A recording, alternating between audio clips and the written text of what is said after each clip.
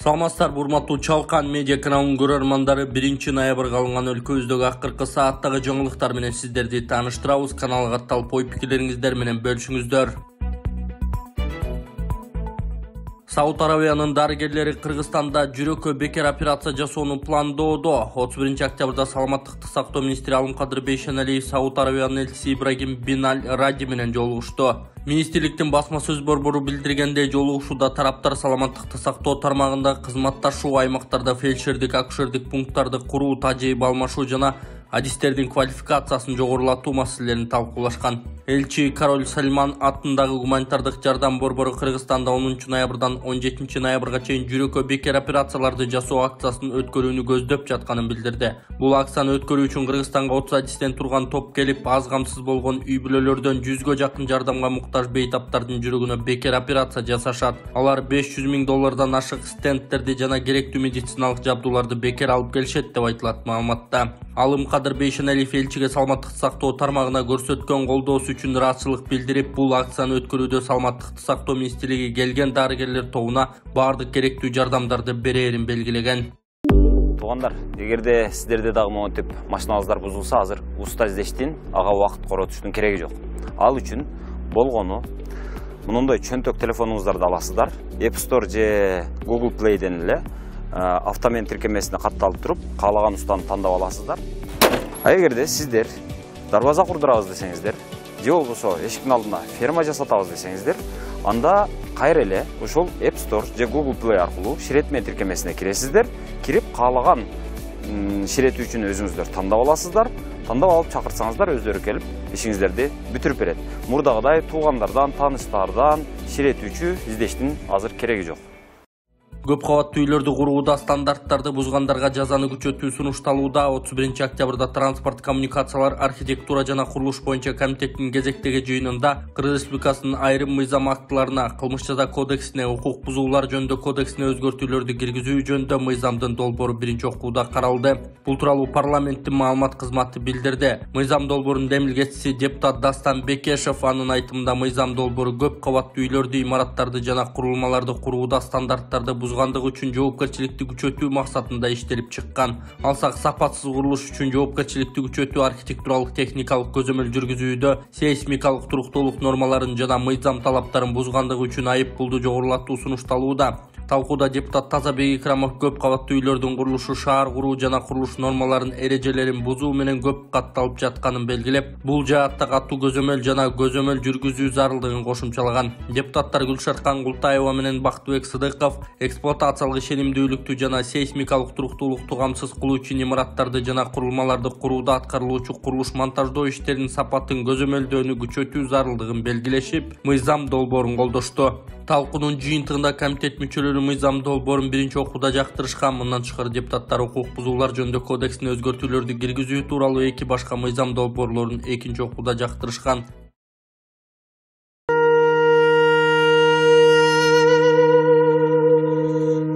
Ассаламу алейкум, кыргыз элим. Мага жардам бериңиздерчи.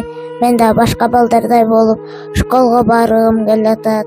Урматтуу кыргыз элим, мен Элхан апасы, сиздерден кайрымдуулук кылып 4 этаптуу операциясына жардам сурайм. Азыркы учурда $25,000 керектелип жатат. Андай каражат жок болгондуктан сиздерге байланышып турам. Азыр Элханчиктин акыбалы, дем алышы кыйын. Мектепке баргысы келет. Сиздерден өтүнүп суранабыз. Дагы деле болсо кайдыгер карабайт деп ойлойм, сиздерден жардам берип коюңуздарды суранабыз. Кайрылуубузда карта Болотбек деп чыгат. Бул туура так маалымат. Кайрылсаңыздар болот. Эң жаман вариант сунушталып жатат. Элде авторлордо желекти өзгөртүүгө каршы. Желектин нурларынын формасын жогорку кеңештин спикери Нурланбек Шакиев жана депутат Улан Примов сунуштап жаткандай кылып өзгөртүүгө желектин авторлору каршы. Бул тууралуу Кактус KG редакциясына желектин автору Бекбосун Жайчыбеков билдирди. Ал спикер жолугушууга чакырганын, анда желектин мурунку үлгүсү менен азыркыны талкуулап, күндүн нурун бир аз эле өзгөртүүгө макулдугун беришкендигин айтты. Бирок ал азыркы тикенек нур эмес дейт автор. Биз тик кылганга макул болгон эмеспиз. Мен бул эң начар вариант деп айттым. Сунуштардын ичинен азыркы вариант эң эле начар эле. Негизи толкунун бир аз гана үктүз өтсөк деген ойлор болгон, дейт Бекбосун Жайчыбеков. Эске салсак, буга чейин парламенттин жыйынында депутаттар желектин нурларын өзгөртүү сунушуна каршы пикирлерин билдиришкенде спикер Нурланбек Шакиев авторлор өзлөрү сунуштап жатышат деген эле. Сиз азыр түндүктүн бүгүнкү турганын караңызчы. Түндүк окшойбу? Түндүк күндүн нурларын караңыз. Ошонун баардыгын авторлор өзлөрү айтып жатышат деген спикер. Желектин автору өзү желекти өзгөртүүгө каршы. Мен таптакыр өзгөртүүгө каршымын. Жанакы тикенекке мен таптакыр каршымын, дейт автор. Бул арада блогерлер, медиа кызматкерлери арасында социалдык тармактарда желекти өзгөртүүгө каршыбыз деген флешмоб башталган. Өзлөрүнүн социалдык тармактардагы баракчаларында сурамжылоо жүргүзгөндөрдүн арасында медиа эксперт Илим Гарыпбеков да бар. Ал 10 миңдей катталуучу сурамжылоого катышса, дээрлик 95% желекти өзгөртүүгө каршы экенин, калган 5% баары бир деген кайдыгерлик мамиле көргөзгөнүн айткан. Илим Гарыпбеков желекти өзгөртүү менен улуттун сакралдык духун жоготуп алабыз деп эсептейт. Ал баш мыйзамды улам өзгөртүп жатып баркын кетиргенде өлкөнүн эң негизги атрибутун баркын кетирип алабыз деп коркот. Нурлары кандай чагылдырылып көрсөтүлөт, бул анчалык деле маанилүү эмес. Аны укмуштай кылып, кооз кылып тартып коюу менин оюмча 10-15 маселе. Эң негизги маселе бул идеяда. Биздин желегибиз бар деп канча адам сыймыктанат, ошол желек алдында канча кан төгүлдү, канча адам каза болду бүгүнкү күндө, дейт Гарыпбеков. Илим Гарыпбеков өлкөнү басып алган баскынчылар гана желекти алмаштырат деп эсептейт. Мунун мааниси мындай да: ошол желек элди, улутту бириктирүүчү мааниге биздин желегибиз бар, биздин мамлекеттүүлүгүбүз бар. Башка өлкө ошону басып алганда символ атрибуттарды жок кылат. Эмне себептен жок кылат? Анткени ошол желектин аркасында тарых бар. Ошол тарыхты жок кылыш үчүн, тарыхты буруш үчүн, деги эле пайдубалды өзгөртүш үчүн. Биз кыргыздар Советтер Союзуна киргенде биздин герб желек таптакыр башка болгонда, биз орустардын курамына киргенде алар биринчи биздин туу менен желекти алмаштырышкан. Себеби ак падышанын учурунда көк туубуз менен калтырганда биздин тарых ошол бойдон улут болуп өзүнчө калыптанып калмакпыз да. Көрдүңөрбү, желекти баскынчылар алмаштырат, деди Илим Гарыпбеков. Ассаламу алейкум туугандар, кандайсыздар? Биз жаңы оюнду баштап турабыз. Баткен шаарынан туугандар, Кыргызстандан. Азыр мен сиздерге машиналардын баардыгын тааныштырып кетейин. Бул машинабыз туугандар, өзүңүздөр билесиздер, Nexia 1, свети ушундай золотой светте, объему 1.5, коробка механика, жылы 2006 жылгы, өтө таза жакшы машина туугандар. Кийин главныйлардын бири бул Мерс туугандар. Мерс Лупарик, легендарный машина, жылы 96. Коробка автомат бул туугандар, жылы 96. Таза машина, бар жогу келишкен зор машина туугандар. Үчүнчү машинабыз бул дагы Мерс туугандар. Бул дагы Мерс, сиздерге болушунча окшош машиналарды издедик. Мунун дагы жылы 96, экөө бирдей. Бирок бул коробка механика, бирок таза, мунан калышпайт автоматтан. Сонун машина туугандар. Кийин акыркы машинабыз Nexia шериги, бул серебро цвет.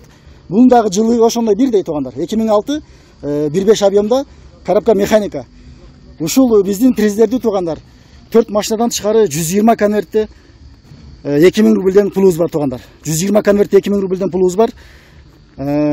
Билет алыш үчүн жөп жөнөкөй эле. Ушул экрандагы номерге акча жөнөтөсүздөр, ортодогу номер WhatsApp, Сбербанк уланган Москвадагылар. Ушул номерге жөнөтөсүздөр, чекти биз сразу билет жазып беребиз. Кыргызстандан кантип билет алам дегендер, биз оң жака Мбанк номерди калтырып койдук, ушуга привязан болгон Айжаркына деп чыгат туугандар. Чекти сразу сиздер дагы ортодогу WhatsAppка жөнөтөсүздөр, билет тез эле барат. Анан сол жака биз элкарт калтырып коебуз, акчаны которуп, сиздер дагы ортодогу +7925 906 2704 кылсаңыздар туугандар, Сбербанк ушул WhatsApp полный чыгат, чекти жөнөтүп коесуздар. Болду, оюн билет тез эле барат туугандар. Оюн анан биз кафеде кылабыз туугандар. Оюн кафеде кылабыз, келип өзүңүздүн билетиңизди өзүңүз ороп, күбө болуп отуруп, мейман болуп, биздин Баткен күрчүнөн аш жеп кетсеңиздер болот туугандар. Баарыңыздарга ийгилик. Каналга катталып, лайк басып, пайдашка берип коюңуздар. Кудай кааласа оюн сонун болот. 1100 рубльге 1000 сомго ушундай приздерди тууласыздар туугандар. Баарыңыздарга ийгилик. Сот $40 миң талап кылган блогерди психиатриялык ооруканага жаткыруу чечимин чыгарды. Чүй облусунун Аламүдүн районунда $40 миң талап кылууга шектелген блогер Улан Бекмуратовду психиатриялык ооруканага жаткыруу чечими чыкты. Бул тууралуу жогорку соттон билдиришти. Маалым болгондой, Аламүдүн райондук сотунун 11 августтагы токтому менен шектүү жазык жоопкерчилигинен бошотулуп, кылмыш иш өндүрүштөн кыскартылган. Сот Улан Бекмуратовду Чымкоргон айылындагы психиатриялык ооруканага мажбурлап дарылоо чечимин чыгарган. Ошондой эле жабырлануучу материалдык зыяндын ордун толтуруу талабын канааттандыруусуз калтырып, доо арызын жарандык сотко жөнөткөн. Эске салсак, 3 майда милиция кызматкерлери ири суммадагы акча талап кылып, анын $37,3 миң алды деген шек менен Улан Бекмуратовду кармаган. Ал социалдык тармактарда коррупцияга каршы күрөш, транспорт каражаттарын техникалык кароо боюнча материалдарды активдүү жарыялап келген. Мээрбек Мискенбаев экс-депутат Соке Опунбаев Жунушалиев үчөө стресс алышып ич атышкандарын айтышууда.